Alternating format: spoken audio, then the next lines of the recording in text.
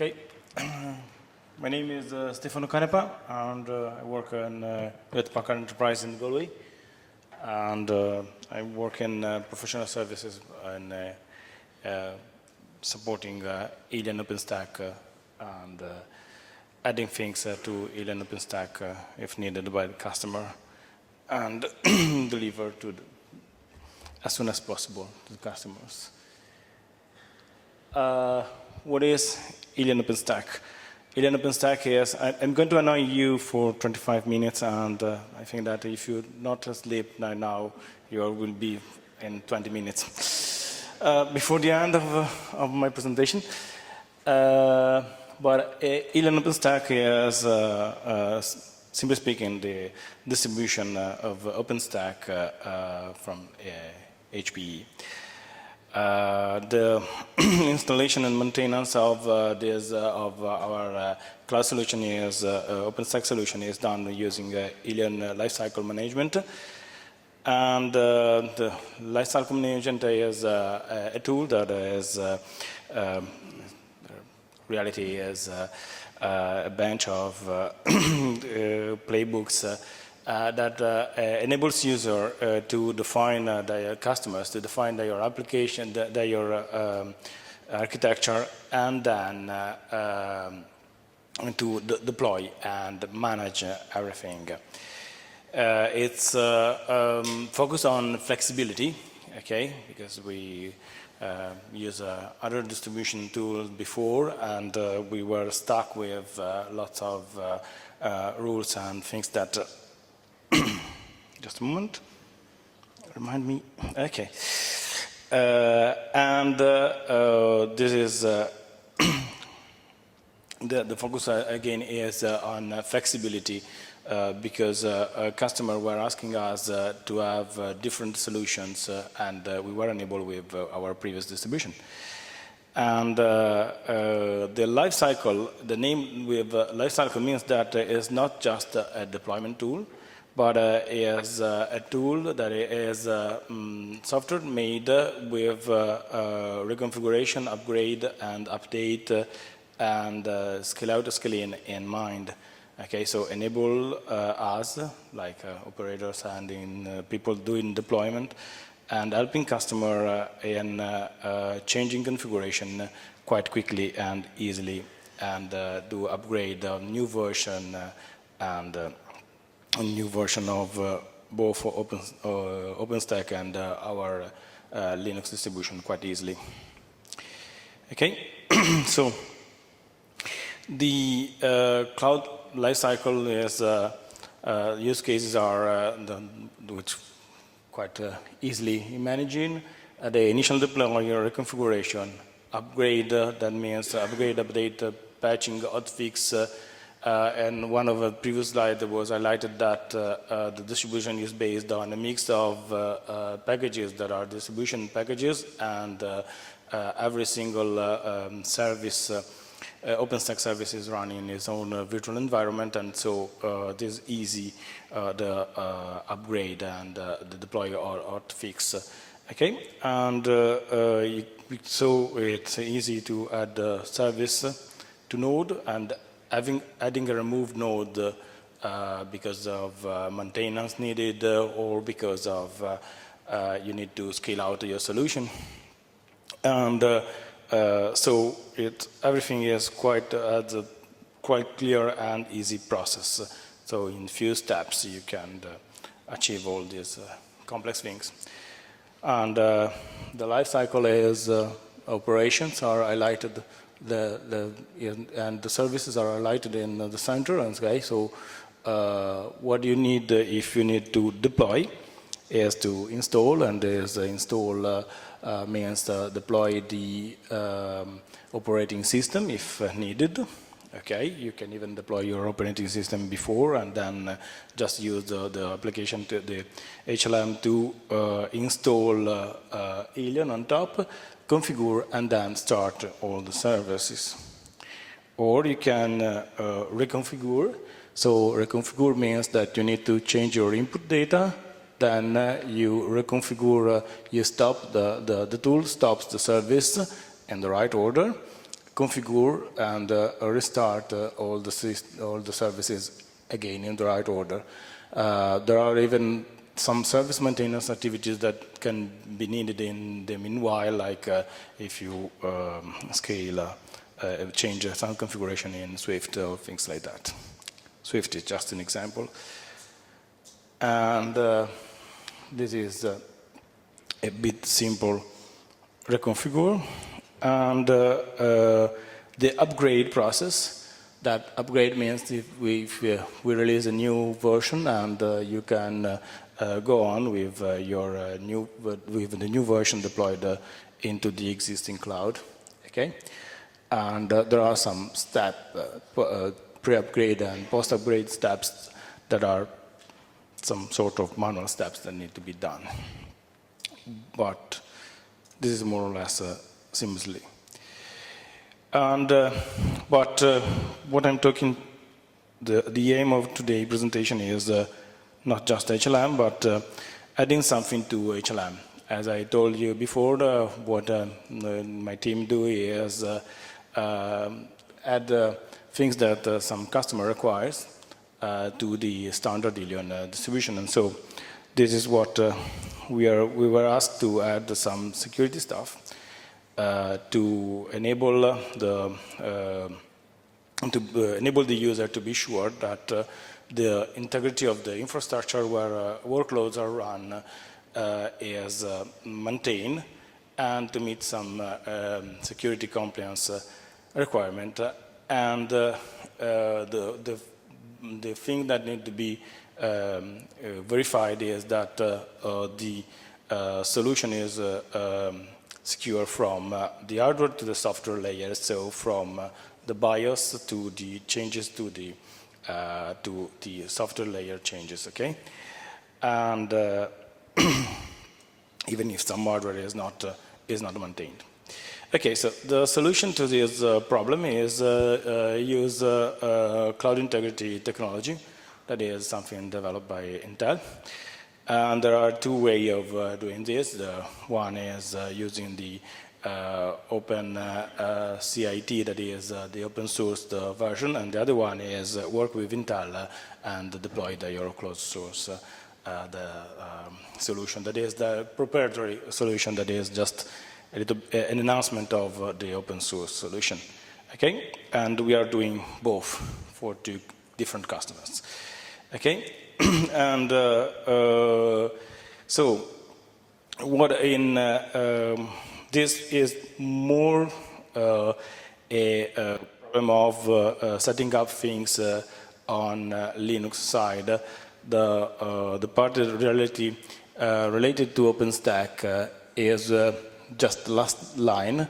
That is just create a new filter, deploy a new filter for Nova that just verify that the server is, the compute node is not compromised, okay?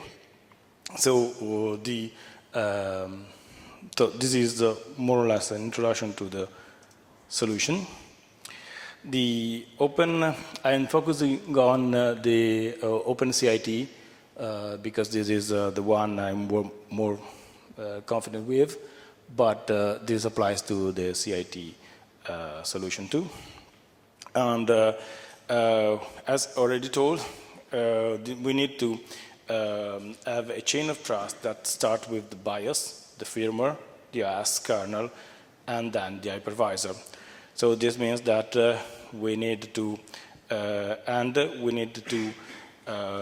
add an ability to verify what is stored, asset tags that are stored in the TPM chip. TPM is an hardware chip that need to be added or is already present in most of the servers nowadays. And we can access PCR that are the data that are stored in the TPM, and we can even use the TPM that generates random numbers to create and store CRCs. OpenStack Then there are OpenStack layers, changes in Nova, and some changes even in the Horizon user interface to make use of the trusted compute done, and so that just verify and just bind the VM to the trusted nodes. Okay, there is a communication. Obviously, now just in one or two slides, I have the architecture, so we can go back and forth with this. There is a SSL, mutual SSL authentication in between the OpenCIT server and what is the client that is running on the compute node. And the OpenCIT even allows the user to, through a RESTful API, add other integration. There are audit logs of, that can to trace all the changes that are done on the system, and then easy to install, but this is not true. The architecture of the solution is more or less this one. Okay, so consider this like your cloud. Okay. And this is just focused on the compute node, so and there is a cloud integrity technology server that is also known as attestation server. That is, Open Attestation is a project that was developed before OpenCIT, so it's the root of OpenCIT. And this server is where a database containing lots of CSCs of what is on this service, on these nodes reside. And you define here your policy, your tag, and you store here the baseline for a clean server. So the process is more or less this one. This compute node is installed, deployed, and like you deploy your Linux operating system, you add your hypervisor and all your software that enables this one as a compute node, and then you install this, that is the trusted agent. Okay, this is the client to this server. At the time that you add this you add the attestation, you link this server to this one. You create a baseline for this is what it is a whitelist. This is a system that is considered secure. Okay, what means that on this server you have a Linux kernel that can access the TPM that is signed, that verifies its integrity. You have a BIOS that verifies its integrity, and so you are sure that at boot time, this server is, you can trust this server because every component on this server are clean. Then, as this server is considered clean, the Nova scheduler that is running somewhere else, is not in the slide, can run secure enabled VMs on this trusted server. If this server is not considered trusted, the Nova scheduler is not going to use this to spawn new VMs. Okay? So, this is again the what I already more or less stated. That is so the workflow for to enable this kind of security to compute nodes is install CIT or OpenCIT server, then enable TPM and TXT on this host. Okay, this is a trusted execution technology and that is based on TPM. Then install host agent on all the host, provision and register these services, then configure the attestation service and in a way that you have the whitelist, and configure the tool to access the attestation service. At this point, you can configure the Nova filter to make use of the trusted agent, and so the trusted connection that you established in the previous part. And then, as an added a feature, you can upgrade even Horizon if your Horizon is not already patched to make use of these trusted compute nodes. So, TPM, in short, is this, okay? So this chip is what you need to add to your server if it's not already there, okay? You can, okay, the test, I'm running this test on a mix of Gen 8 and Gen 9 Reliant servers, and the difference, the main difference is that one is the Wi-Fi boot, the other one is with old BIOS, okay?